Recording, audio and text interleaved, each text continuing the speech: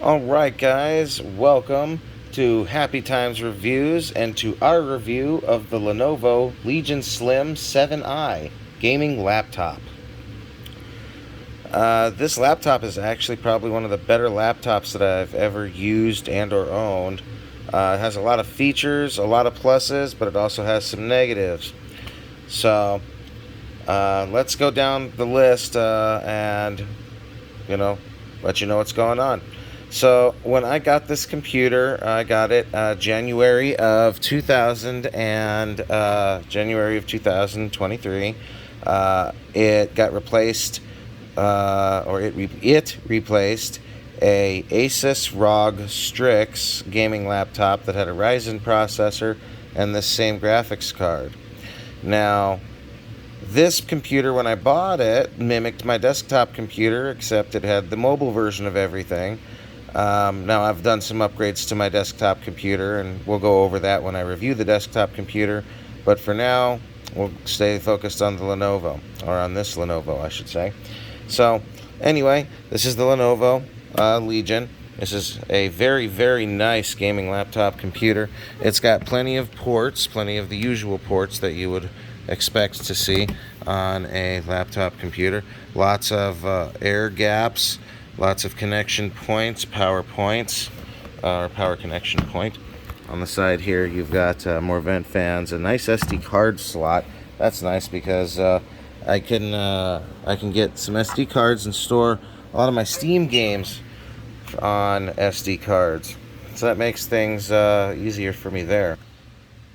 Also, you'll notice on the Lenovo Legion Slim here, and I've turned this around so you guys can see. There it is. So, I did buy it from Best Buy. I did not get it on sale. I am not getting any kind of kickback or anything to do. Did buy this laptop with my own money, and I'm reviewing it again off of my own recognizance here. But again, this is a reviews channel.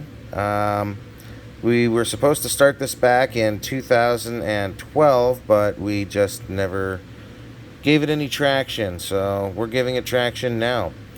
Anyway, this is brand new for this year. This got released around Christmas time of 22, so this is a brand new laptop.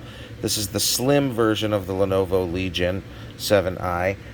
It does have some decent specs.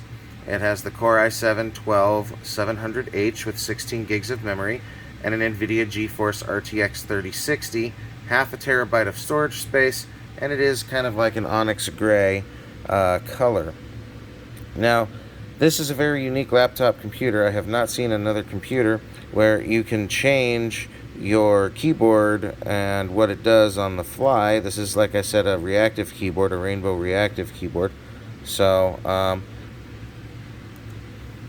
I do really enjoy all the various settings that this thing has. I can set it to different modes, but for now we'll keep it in a rainbow mode. You'll notice that the FN key, when you hit the FN key, it shows you all the different buttons that can do things. There's even a little shortcut to tell you here what certain things can do. But either way, when you hold the FN key, you can the keys light up that show you what you can do. So, I mean, that's just awesome. That makes things way easier. As far as using a regular laptop goes, this touchpad is actually huge for a laptop computer, especially a Lenovo. This thing is a very, very large touchpad, which if you're going to try and use touchpad for gaming, I mean, I suppose, maybe, kind of. But I do appreciate all of this. And the fact that you can program things. This does have the Lenovo Legion software. The Legion software allows you to fine-tune the laptop so that way you can get more out of it. And what I mean by this is you can actually fine-tune it, and you'll see here you get functions like the thermal mode, which you can change between balanced mode, performance mode, and quiet mode. Also, you get things like GPU overclock, network boost, auto close, which closes everything when you're playing a game, overdrive, which just basically overclocks everything on the system, You can touchpad lock if you're playing a game, so you can't accidentally bump your mouse if you're using a real mouse. Rapid charge to charge your battery very, very quickly. So if you're like, planning on going somewhere this afternoon and you're at a coffee shop and, you were already almost dead when you got to the coffee shop, you can charge it up. This will take you, rapid charge will take you from 0 to 100% in about 40 minutes. So it is quite the rapid charge. Although I must note, when you are rapid charging, you cannot use, a lot of the high power modes, like all of the overclock and all that, will be turned off because you're utilizing most of your battery, most of your incoming power for recharging the battery. So anyway, let's go to the user benchmark. We will run a fresh result. This PC, just to prove how long it's been on and it's not running any bloatware or nothing. Waiting for Task Manager. There we go. This computer has been online a full 38 minutes. So it has had time to post and had any errors or anything that it could have. But I don't have any and won't get any. So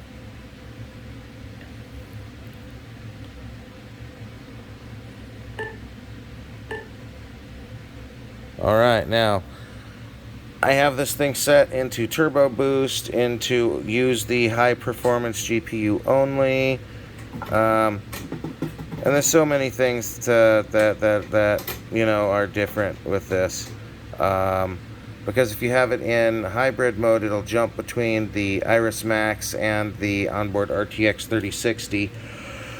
For those who are looking for high quality games that are going to have minimal lag, minimal jumpies, I would definitely recommend going to the discrete graphics card only mode. So you exclusively use the Nvidia RTX graphics card, which will also make your screen, which is at a 144 Hz refresh rate, butter smooth.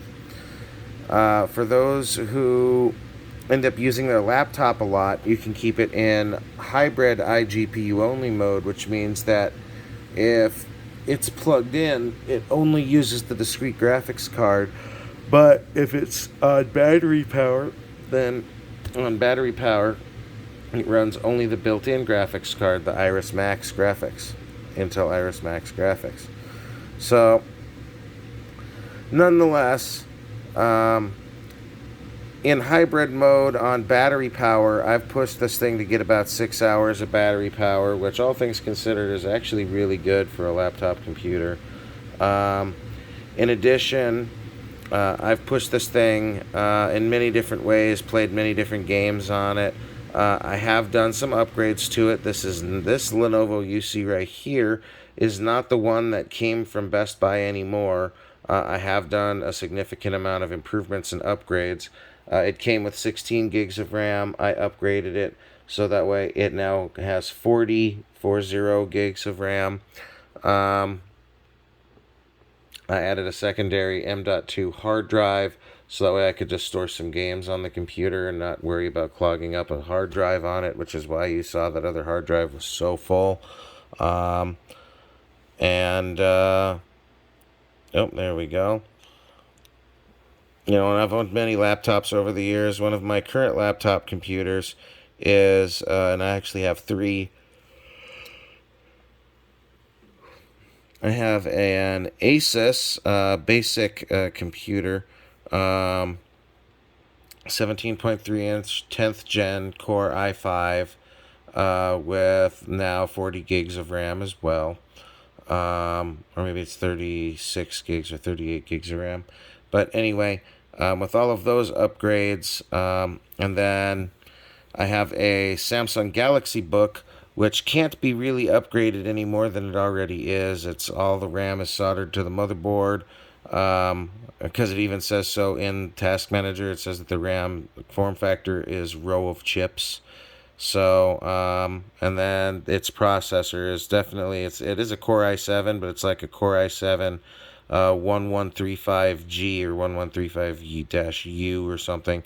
It is not a high-end, I mean, it is a good processor, but I don't know why they slapped the i7 moniker on a quad-core turned 8-core on an 11th gen. By 11th gen, i7s were already in their, 20s as far as number of cores. So, Nonetheless, this thing, as you can see, this thing passed actually really well on the user benchmark. Um, I don't know why it's in the 90s. On the last test that I did about an hour ago, this was the results. So, this is actually one of the best gaming laptops I've ever owned. It does, like I said, it does have a lot more upgrades than your usual one that you'd buy it with. But overall, I'm really happy with this PC. Even when it's gaming, the fan noise is something that's to be expected. There's never going to be a quiet laptop computer that's gaming status. There's always going to be that trade-off. But I have to say, I've owned many a gaming laptop over the years, and usually gaming laptops are borderline 2-3 inches thick. Just playing, they're usually like an inch and a half thick. But still, by today's standards, that's a really thick laptop computer. This is actually rather slim. It's about the size of a normal, what I'd say a normal portable laptop, but again, it has all of the high-end features that you would want in that computer. Now, as far as recommending this to somebody who needs a desktop computer, yes, you could buy this and make this your all-in-one. Take it to take it to class, take notes, take it to the coffee shop, discuss with a client, and then bring it back home, and it's your computer at home too. This is a highly portable laptop computer. Now, all the good has come out, and there's been a few negative mixed in there, but I'm going to go over more of the negative items with this laptop computer. Like, this is not a touchscreen computer.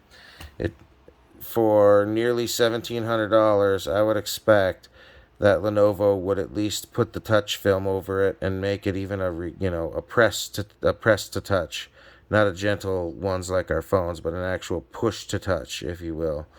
And couldn't even get that. So that is definitely a drawback. Another drawback is this laptop has a 240-watt plug-in power adapter. You will not be plugging this into any car that has a built-in AC system, plug-in inverter system. You will need a secondary inverter in order to handle the power rating that this laptop is going to need. Otherwise, you're restricted to the battery usage. And if you're traveling and you're using this to game with, because you're a little one and you want to game on the road, you don't want to be bored looking at Pete Moss going down the road. So, anyway, that's my review of the Lenovo Legion Slim. Overall, I would give this a 4.9 out of 5 stars. Just, dock point 1 for not having that touch screen. But overall, the negative of not having a touch screen is not at all going to impact my usage of this laptop. It comes with everything I could absolutely want in a laptop computer. Even the keyboard, like I mentioned before, is customizable by the actual key itself. So you are not restricted to rainbows or whites. You can actually do what and have on your PC what you like all the time. Oh yeah, and then one of the other positives I forgot to mention is the power button here is actually also a fingerprint scanner. You can use that to log onto your computer, process transactions, and so on. All right, guys, I appreciate your time today. If you have any more questions about the Lenovo Legion Slim, don't hesitate to ask. Again, this is the newest model. This is the 7i. And thank you guys for watching Happy Time Reviews. Like, subscribe, and we'll talk to you soon. Thank you.